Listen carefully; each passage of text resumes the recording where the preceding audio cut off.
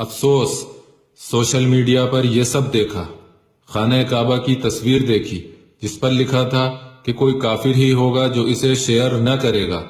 دوسری پوسٹ میں قرآن مجید کی آیات کے ساتھ لکھا دیکھا، اسے لائک کرتے وقت آپ کو شیطان روکے گا۔ تیسری پوسٹ میں آیت اللہ سیستانی سے منسوب ایک جعلی میسج دیکھا کہ آیت اللہ سیستانی نے فتویٰ دیا ہے کہ تمام شیعہ 3 دن تک حضرت عباس علیہ السلام کی نظر دلائیں۔ چوتھی پوسٹ میں ایک اور میسج دیکھا جس کے نیچے لکھا تھا کہ 9 لوگوں کو شیئر کرو، ابھی خوشخبری ملے گی۔ پانچویں پوسٹ میں ایک نعرہ دیکھا اور اس کے نیچے لکھا تھا کہ جو حلالی ہوگا وہی اس نعرے کا جواب دے گا۔ چھٹی پوسٹ میں کٹے ہوئے آلو، ٹماٹر اور چاند دیکھا جن پر بنے نشانات کو مقدس نام لکھا گیا تھا۔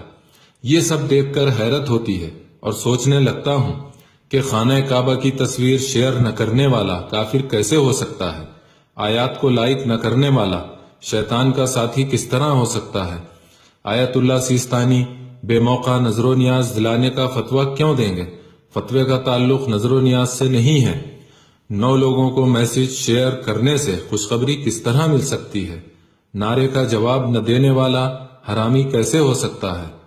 اہل البیت علیہم السلام افضل ہیں اور کائنات مفضول، تو پھر آلو، ٹماٹر اور چاند وغیرہ پر اہل بیت کے مقدس ناموں سے کس طرح فضیلت ثابت ہو سکتی ہے؟